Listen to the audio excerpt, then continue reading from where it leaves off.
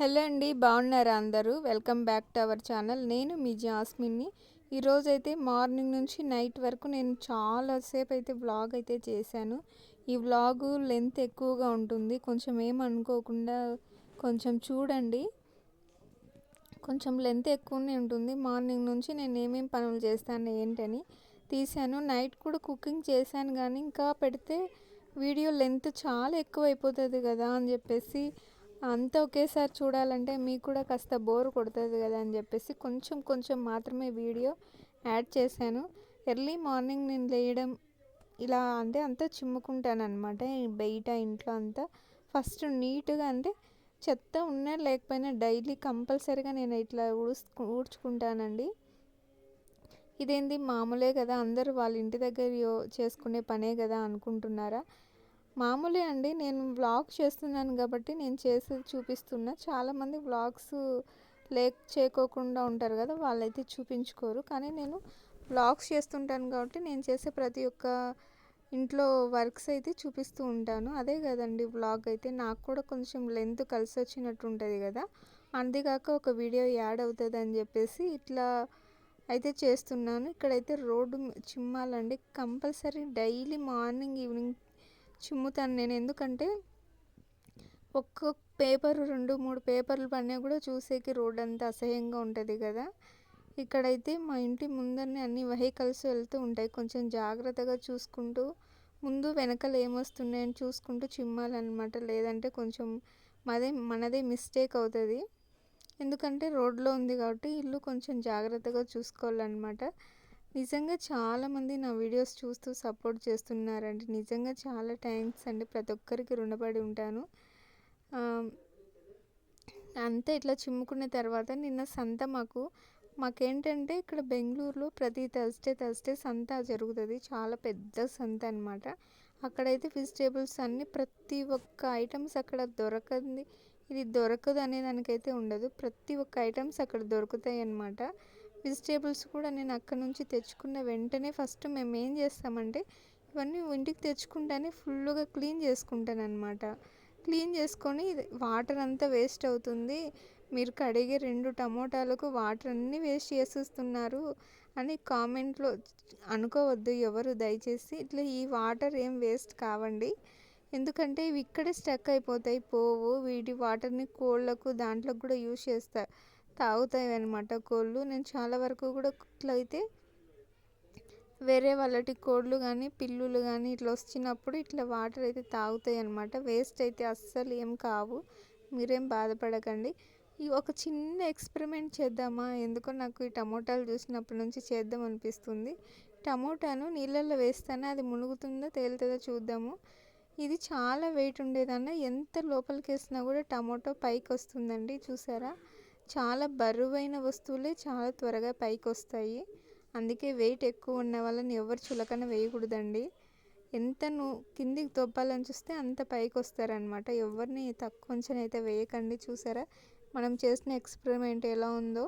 Tomato చాలా wait ఉంటుంది కాబట్టి అది నీళ్ళల్లో మునగదనమాట, పైకి వచ్చేస్తుంది, తేలుతుంది అనమాట. అదే నేను కూడా ఈరోజు చూసి నేను కూడా తెలుసుకున్నాను అనమాట. కొంచెం సేపు ఇక్కడ పెడదాము. రోజు అయితే వర్షం విపరీతంగా పడుతుంది, ఇప్పుడు కూడా పడేలా ఉంది. బట్టలు ఉతికి 4 days అవుతుంది. డైలీ వేయడం, లోపల వేయడం, తీసేయడం, లోపల వేయడం. ఎందుకంటే చుక్క నీరు పడినా కూడా బట్టలు ఇంకా తెలిసిందే కదా, అంతా మళ్ళీ ఉతుక్కోవాలా, మళ్ళీ ఆరేయాలా, ఇట్లే పని ఉంటుంది. చూసారా, తీయడం మళ్ళీ వేయడం అలాగే వేసాను. ఇట్లా అయితే ఇంకా ఫుల్ ఇదంతా క్లీన్ చేసుకున్నాను. ఇవన్నీ ఉన్నాయి కడగాల, మళ్ళీ ఇదంతా చాలా ఉంది పని. చెప్పుకుంటూ పోతే ఇదంతా ఒక వ్లాగ్ కాదు, ఇంకా ఈ చాలా వ్లాగులు అయితే అవుతాయి. ఇదంతా ఫుల్ చిమ్ముకున్న తర్వాత చూసేకి రోడ్ ఎంత బాగుందో, మంచిగా కసువు దబ్బుకోవడం ఇదంతా చిమ్మడం అయిపోయిన తర్వాత నెక్స్ట్ వంట అయితే చేస్తున్నానండి. నాకు చాలా ఇష్టమైన వెజిటేబుల్ ఏదైనా ఉందంటే సొరకాయ అండి. వారంలో ఖచ్చితంగా 2-3 times అయినా సొరకాయ పప్పు కానీ, సొరకాయ పచ్చడి కానీ, సొరకాయ కర్రీ కానీ చేస్తూ ఉంటాను. సొరకాయ అనేది అన్ని సీజన్లో దొరుకుతుందండి మాకు. ఇలా ప్రతి ఒక్క సీజన్లో దొరుకుతుంది. చాలా నాకు ఇష్టమైనది ఇది సొరకాయ అనేది. ఇప్పుడైతే సొరకాయ నేను పులుసు చేస్తున్నాను. చూడండి, ఆల్రెడీ ఇక్కడ నేను రైస్ అయితే పెట్టాను. రైస్ అయితే పెట్టి కింద కట్ చేస్తూ ఇక్కడ అపరిచితుడు మూవీ అయితే పెట్టుకొని వైఫై కనెక్ట్ చేసుకొని టీవీలో అపరిచితుడు మూవీ చూస్తూ సొరకాయ కట్ చేస్తూ ఉన్నానన్నమాట. సొరకాయ స్మెల్ అయితే చాలా బాగుంటుంది. ఒక్కోసారి అయితే నేను పచ్చిగానే అట్లనే తింటానన్నమాట. బాగుంటుంది సొరకాయలో. ఇప్పుడు నేను చేసిన ప్రాసెస్లో చేసి చూడండి. సొరకాయ చేసేటప్పుడు కూడా కొంచెం ఒక 2-3 స్పూన్లమైన నీళ్ళు వేయాలా. సొరకాయ అనేది ఆల్రెడీ ఫుల్గా దాంట్లో వాటర్ ఉంటుంది కాబట్టి ఇంకా మనం వాటర్ వేయాల్సిన అవసరం అయితే ఏమి ఉండదు. దాంట్లోతోనే మగ్గించి ఉడకబెడితే మంచిగా ఉడుకుతుంది.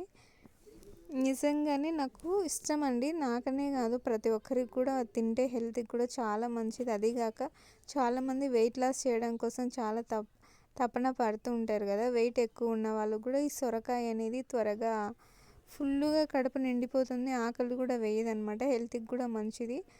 ఈ సొరకాయ జ్యూస్ కూడా తాగితే చేసుకుంటే మంచిది. వెయిట్ లాస్ అయ్యే వాళ్ళకు కూడా ఎర్లీ మార్నింగ్ ఈ జ్యూస్ అయితే తాగమని చెప్తూ ఉంటారు కదా.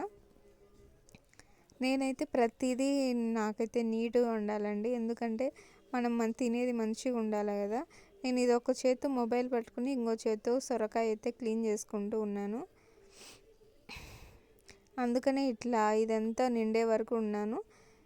అంటే ఇది మళ్ళీ ఒకసారే కాదులేండి, 2-3 సార్లు మళ్ళీ ఆఫ్ చేసి ఒకసారి మీకు చూపిద్దామని చెప్పేసి ఆన్ చేశాను.